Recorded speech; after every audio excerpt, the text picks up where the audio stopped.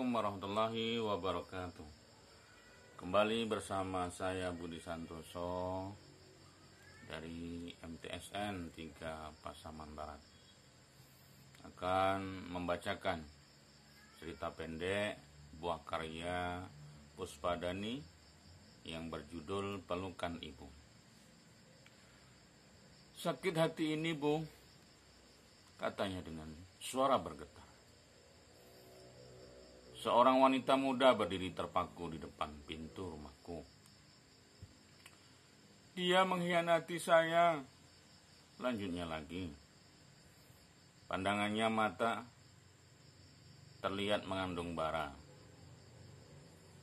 Kutatap wanita itu, gurat kemarahan tampak menggeliat di wajahnya yang sendu. Wanita yang masih muda itu bernama Yuniar. Tiba-tiba saja sore itu datang ke rumahku. Sejenak aku masih terpana, kemudian tidak lama aku persilahkan dia masuk. Duduklah, ujarku pelan padanya. Yuniar pun mengambil posisi duduk di kursi sebelahku. Raut mukanya yang kusut seakan menggambarkan suasana hatinya yang tengah gundah gulana. Sudah lama saya mencari ibu. Sayang, ibu selalu tidak di rumah. Saya mau curhat, lirih suara Yuniar. Beberapa hari ini aku memang jarang di rumah karena kesibukan pekerjaan. Kedua bola mata Yuniar menatapku dengan pandangan harap. Perasaannya haru pun menyapa lembut relung kalbu. Ya Allah, sebegitu besar keinginannya untuk bertemu. Padahal rumahku dengan tempat tinggalnya lumayan jauh juga, batinku. Saya tidak memiliki ibu. Beliau menghilang entah kemana. Saya merasa hanya pada ibu seoranglah. Pedih ini bisa dibagi, kacaunya, yang membuatku terkesima. Kupandangi wajah wanita muda Yuniar itu sekali lagi.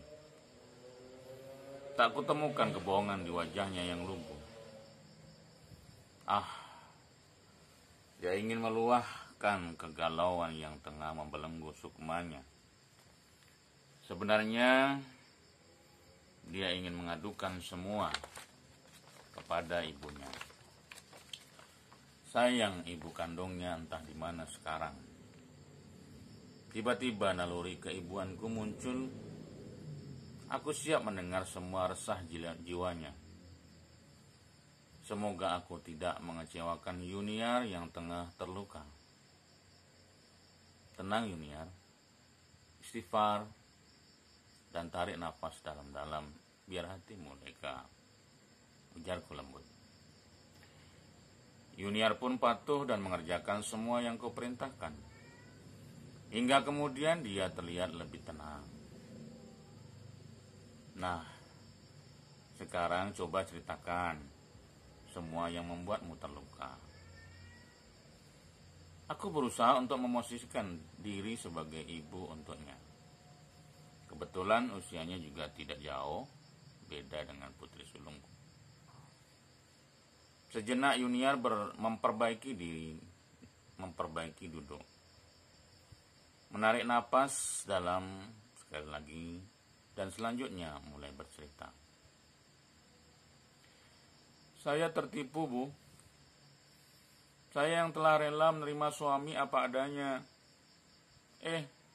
Malah dia mengkhianati saya, katanya dengan suara serak.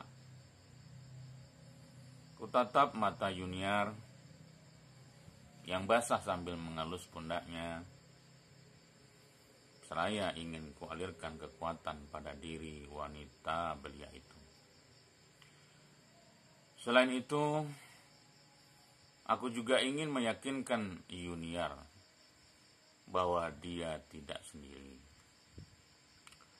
Ada aku seorang ibu yang siap menampung kegalauan hatinya. Dengan gamblang, Yuniar bercerita tentang luka yang ditorehkan oleh lelaki yang dicintainya. Dia merasa tertipu. Dulu, dirinya mau diajak menikah karena penampilan suaminya itu tampak alim dan baik perilakunya. Yuniar pun rela untuk diajak susah. Kebetulan pekerjaan sang suami berjualan ikan. Maka dengan penuh keikhlasan, Yuniar membantu pekerjaan suaminya berdagang. Tidak memegang sepeser uang pun pernah dicobanya.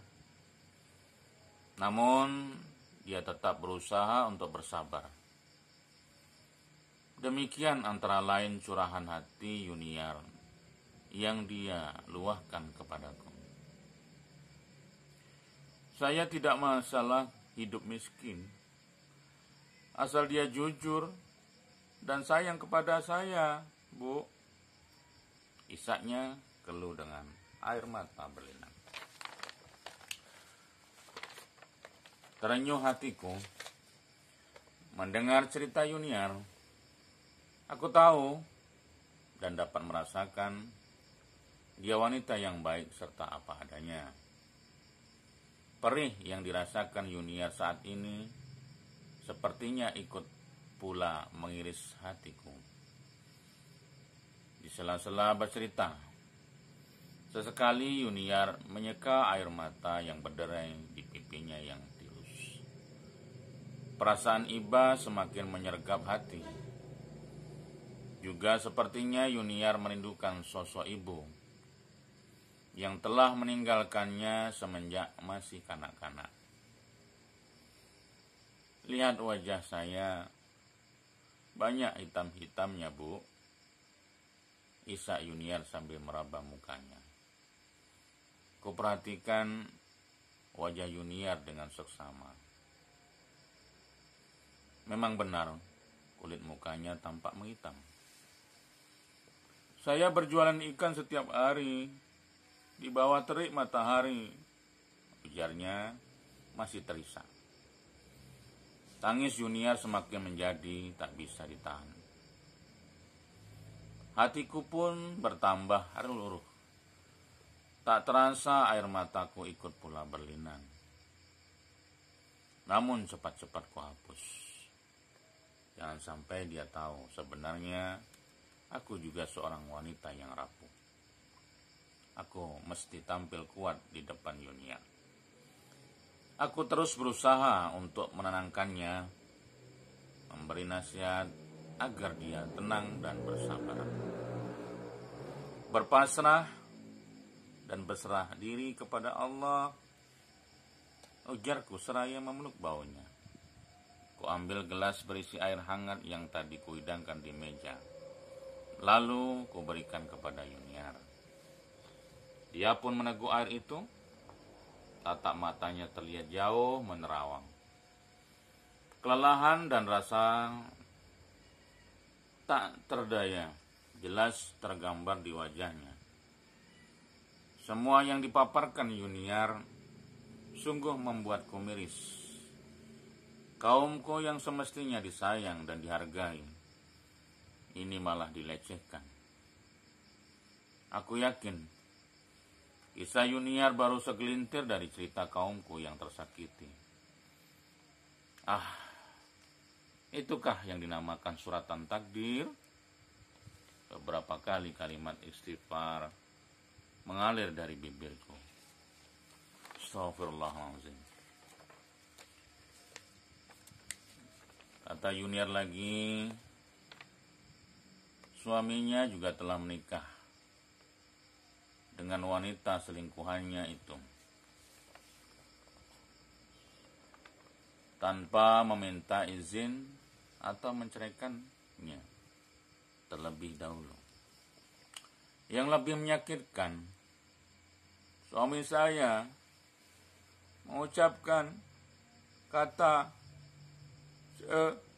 cerai Untuk saya, di depan istri barunya, Bu, ungkapnya terbata. Aku semakin geleng-geleng kepala mendengar cerita Yuniar. Tega sekali laki-laki itu. Apa tidak terpikir olehnya, andai hal itu terjadi pada ibu atau saudara perempuannya, wanita muda yang malang. Semoga dia bisa kuat dan tegar melewati semua ini. Perasaan takut tiba-tiba menghantuiku. Yuniar akan melakukan hal-hal buruk. Sebab katanya, dia tidak bisa melupakan laki-laki yang telah mencampakkannya, serta pikirannya buntu sekarang. Akhirnya Yuniar berhenti bercerita. Mungkin kegundahan hatinya sudah dia tumpahkan semua. Kubiarkan dia menangis sepuas-puasnya. Mudah-mudahan itu dapat membuatnya lega. Kemudian tangis Yuniar pun melambat hingga menyisakan isakan-isakan kecil. Kuulurkan tisu untuk menghapus air mata yang masih menggenang di pipinya. Pelan-pelan aku mulai memasukkan rasa agar dia bersabar. Semua sudah takdir Allah. Dia harus ikhlas menjalani. Juga mesti yakin bahwa segalanya akan indah pada waktunya. Yuniar tampaknya mulai mencerna semua yang kuutarakan. Wajahnya pun berangsur tenang dan mencoba untuk tersenyum. Meskipun sedikit agak dipaksa. Sesekali kepalanya mengangguk, mengiyakan semua yang kusampaikan. Semoga nasihat yang kuberikan bisa meringankan kegundahan hatinya. Selanjutnya, kupersilakan Yuniar mencicipi kue yang terhidang di meja. Kualihkan pembicaraan, berharap dia bisa melupakan sejenak perih hatinya. Alhamdulillah, wajahnya semakin cerah, pertanda suasana hati wanita itu mulai membaik. Akhirnya Yuniar berpamitan, memelukku erat dan ucapkan terima kasih berulang kali keluar dari bibirnya. Terima kasih atas kesediaanku yang berkenan menerima curahan hatinya yang panjang lebar. Aku mengantar Yuniar hingga pintu.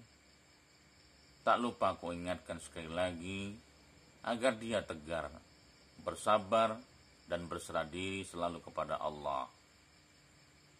Yuniar menganggukkan kepala sambil tersenyum. Ya Allah, semoga dia bisa kuat. Hari ini Jumat. Jadwal mingguan ta'lim ibu-ibu di masjid kampungku. Subhanallah. Di dalam majelis aku bertemu Yuniar. Dia tampil mengenakan busana syar'i bernuansa coklat susu. Terlihat anggun dengan wajah lebih tenang. Seuntai senyum menghiasi bibirnya. Usai ta'lim, Yuniar mendekatiku. Tanganku dicium dan disalami erat tanpa sempat kucegah. Alhamdulillah, Bu. Sekarang saya sudah ikhlas dan saya pasrahkan semua kepada Allah. Ucapnya pelan sambil tersenyum. Subhanallah. Alhamdulillah. Puja-pujiku pada Allah Azza wa Jalla. Akhirnya Yuniar bisa menerima semua yang menimpa dengan ikhlas, serta berusaha untuk lebih mendekatkan diri kepada Allah yang Maha Kuasa. Ku peluk Yuniar, pelukan seorang ibu. Hatiku turut merasakan bahagia melihat dirinya kembali tenang dan ceria. Ya Allah, berilah jodoh pengganti yang lebih baik untuk Yuniar, doaku dalam hati. Terima kasih. Assalamualaikum warahmatullahi wabarakatuh.